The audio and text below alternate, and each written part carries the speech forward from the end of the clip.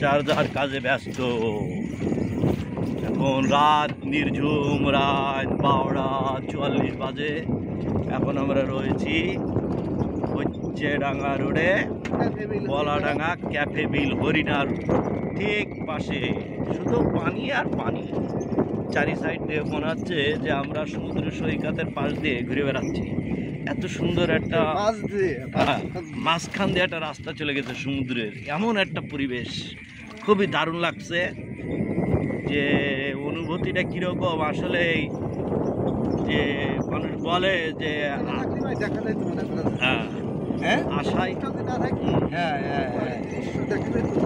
দৃশ্য কি, পুরো রাস্তার উপরে পানি, একদম রাস্তার উপরে পানি চলে যাচ্ছে। আমার বিয়ের যে মনের ইচ্ছা ছিল সেটা পূরণ হয়েছে। এপার ওপার ভেসে গেছে রাস্তার,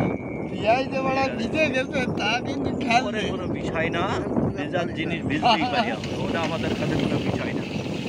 কিন্তু আমরা এখন এই যে ক্যাফে বিল হরিণা, এই যে পুরো ক্লিয়ার শট নিলাম একটা। দেখেন আপনার সামনে একটা বাইক যাচ্ছে, ওরাও খুব আস্তে আস্তে যাচ্ছে, এনজয় করছে ওরাও। খুব ভালো দৃশ্য। যে আসলে এই রাত বিরায় দেখে এবার হচ্ছে কেন যে পেতনি, তারপর হচ্ছে গেঞ্জি, এদের যখন উৎপাদ আছে, কিছু লোক ভয় পেয়ে জ্বর চলে আসে কিছু মানুষের, আর কারণ এখন সর্দি কাশি লেগে আছে। কিন্তু আমরা তো মনে করেন যে আসলে হবে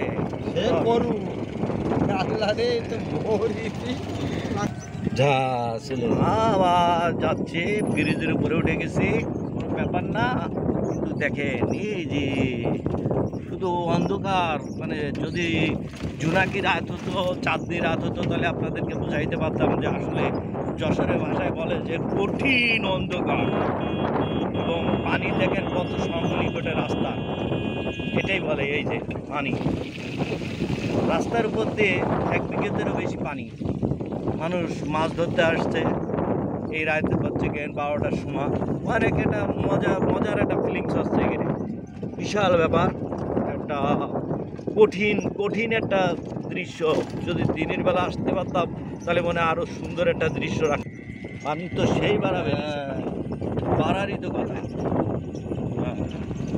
রাস্তার মধ্যে পানি, পাকা রাস্তার মেন রোড, হাইওয়ে রোডের মতো জায়গা, মাছ ধরছে এ আরেকজন, খুবই সুন্দর। আরও কোনো বিষয় না, আমাদের যশোরের বিষয় এই যে বলাডাঙ্গা প্রায় বছরে 2-3 বার ডুবে যায়, কোনো সমস্যা না। বলাডাঙ্গা, কাজীপুর আর হচ্ছেডাঙ্গা বছরে 2-3 বার ডুবে যায়, এদের অভ্যাস আছে। আর এরা মাছের মানুষ তো বেশিরভাগ মাছ ধরতে পছন্দ করে। খুব সুন্দর একটা পরিবেশ। সামনে একটা হচ্ছে চায়ের দোকান আছে, খুব সুন্দর।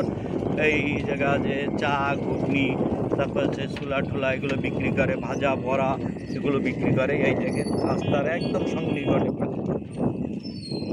এই জায়গায় অনেক লোকজন আছে, মাছ ধরছে। যাক, এদেরকে নিয়ে আমরা একটা নতুন ভিডিও তৈরি করলাম। এবং ঠিক আছে, সবাই ভালো থাকবেন, সুখে। এ হচ্ছে কেন এই যে এই রাত 12টার সময় এখানে মাছ দেখতে আসছে, ছোটো ভাই আছে, ছোটো ভাইয়ের বন্ধুরা আছে।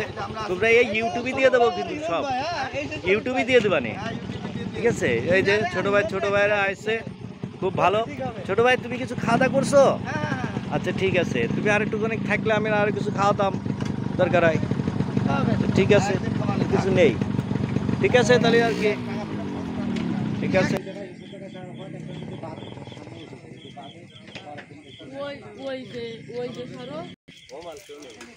ও নো, ভেরি নাইস শট দিয়েছে সবাই মিলে একসাথে। এখনই মনে হচ্ছে বড় একটা রুই মাছ বাঁধবে এতে। আমরা আশা করি এতে একটা রুই মাছ পাবো, সেই আশায় রয়েছি। দেখা যাক কি হয়। হ্যাঁ,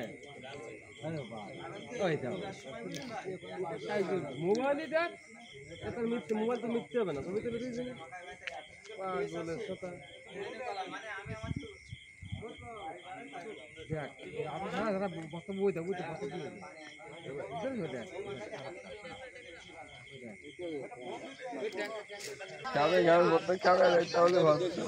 হ্যাঁ, ট্যাংরা মাছ পেয়েছে, সুন্দর একটা ট্যাংরা মাছের গিটারে অন্ধকার দিচ্ছে।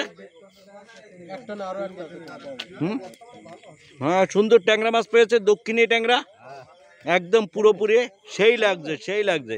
হ্যাঁ হ্যাঁ, বিশাল একটা মাছ পেয়েছে। হ্যাঁ, বোঝা যাচ্ছে ঢ্যাপঢাপা হচ্ছে কেন জাপানি রুই। কেজি দেড়েকের মতন হবে, কিন্তু কোনো সমস্যা নেই। একটু ছোটো হলেও আমরা যেটুখানি পেয়েছি তাতেই শান্তিপ্রিয় মানুষ। আমরা আনন্দ পাচ্ছি। খুবই সুন্দর, খুব ভাগ্যবান ব্যক্তি। এই ব্যক্তির নাম কি ভাই আপনার? মোহাম্মদ রফিকুল ইসলাম ভাই একটা মাছের বাজারে সেরা মাছ পেয়েছে আজকে, 1.5 কেজি ওজন। আলহামদুলিল্লাহ।